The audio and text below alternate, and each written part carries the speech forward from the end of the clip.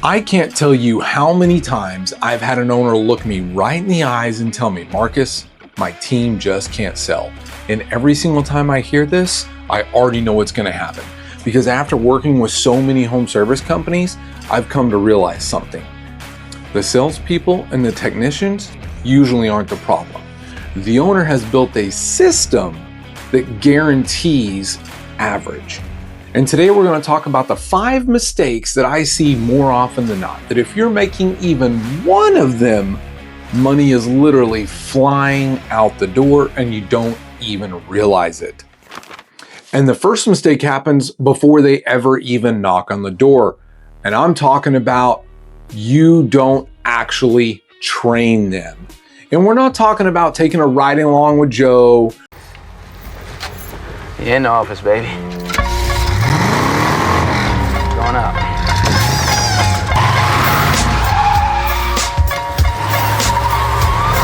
Or shadow this guy, or let me show you how it works. I'm talking about actual training.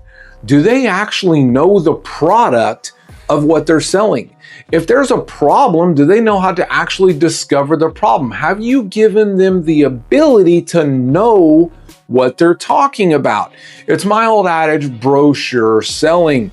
If you give them the brochure to your product, can they actually speak to the things on there? Or are they just memorizing something they see on a chart?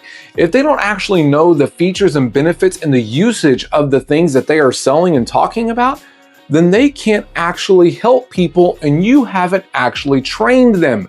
Training is not, hey, here's this cue card, make sure these are the things that you say. Training is they actually know and understand what they have to do. Are you just saying, hey, you're a quarterback, go get on the field, you're playing football, or do they actually know the mechanics of how to achieve what they need to achieve? So more often than not, if training even happens, you don't actually train them on how to think and know about the products that they are selling. At no point in your rambling, incoherent response were you even close to anything that could be considered a rational thought. If your technician or your salespeople don't know the product, then confidence is out the window. Now, the second thing that I run across is, do they actually know what winning looks like? And here's what I mean. If I walk into your business right now and I go up to your team and I say, hey, what does winning look like? Are they going to be completely shocked? Do they even know what I mean? Do they think I'm talking about the company? Am I talking about them themselves? Like, when I even make that statement, do they know what it looks like? What I mean by that is, do they know what winning, what success is for them and their position? A lot of times, maybe I see them talking, I'll see owners talking real good about the company. Hey, here's the company goals. Here's where we want to get to. But they don't actually know what they need to do. They know what gets them in trouble. They know the things they're supposed to say and not supposed to say, but they actually know what success is. Do they know what winning looks like? Do they know what being good at their job looks like? And oftentimes this breaks down to, you don't have a scoreboard. They don't actually have something to look at. They just assume every day that when they go out that they're kind of where they are. There needs to be a ranking. They need to know who's winning, what winning looks like. And you know what? Second thought, a lot of times the owners don't even know what winning looks like. I can't tell you how many times I've sat down with an owner and said, hey, like, not what does your best guy do? What does your average guy do? Like, if I said build a dream team of X number of people, how much and what kind of production do you want of those people? Do you even know what that looks like yourself? Did that go the way you thought it was going to go? Nope. And here's a really big one, and we've all done this at some point in time in our leadership. You only coach them or talk to them when they mess up. If all you're doing is coming at them during times of need or times of crisis, you're always going to be in crisis mode. Talking about that winning that we just talked about a minute ago, are you sitting down with them on a weekly or a daily basis and helping them get to that win? And what I mean by that is, are you helping them understand what victory is and how they can achieve it? Or are you just saying, go do this? Because there's a big difference. You need to actually be there. You need to be their support system. If all you're doing is browbeating them, like we've all heard that term, you are not helping them. Your job is to sell the same way you want them to go sell your customers. You need to sell them that they can do it, what it looks like, what happens when they do. You need to paint the same picture for them that you want them to paint for the customers. The biggest time I learned this lesson was I had to come at a fella and make some corrections. And it was a complete and total shock. I mean, he just looked at me like with just pure death in his eyes, just like, I have no idea where this comes from. And that was a huge lesson to me, because all I ever did was come at people when it was too late. Had I had guided him along the way, if he knew what a win was, if I'd been spending time with him, that conversation wouldn't have been a shock. But because I waited till he was in trouble, and it broke him. It broke him. He never recovered, and it took me a long time to recover and to make sure that I didn't treat people that way anymore. And here's one that I see a lot, and most oftentimes, the owners don't even know this, they're not even aware of it. This is something that you find out through your one-on-one conversations, is they feel that selling actually is pushy. They feel gross about it.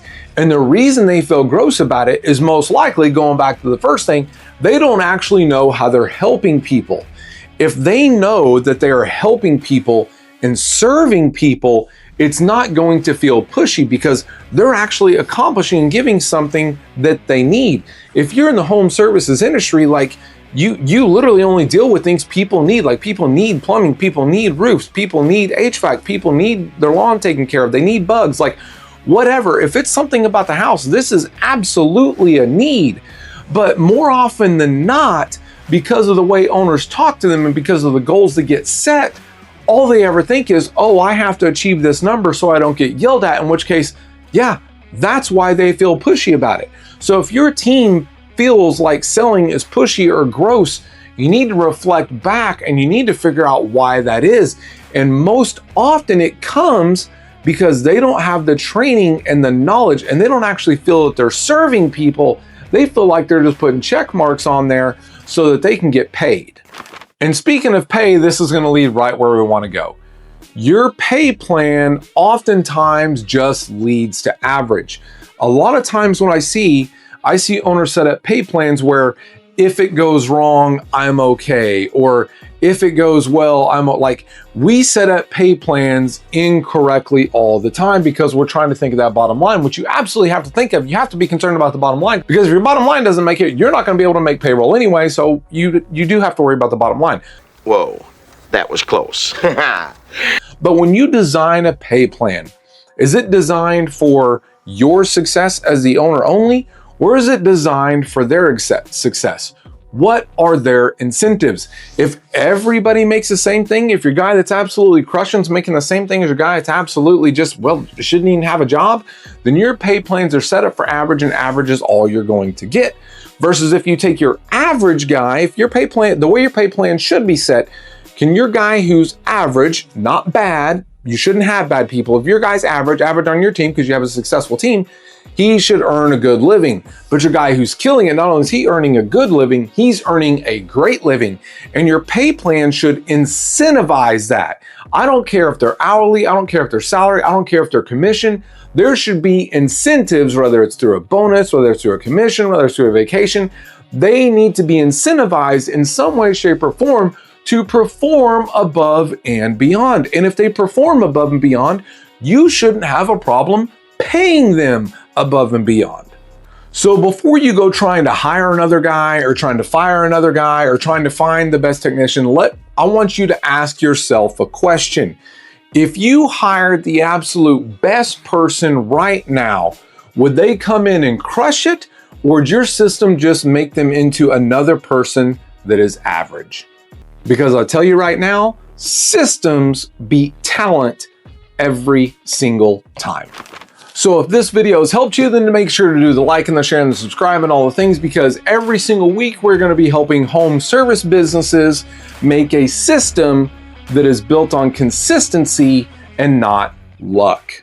So until the next time, we'll see ya on the next one.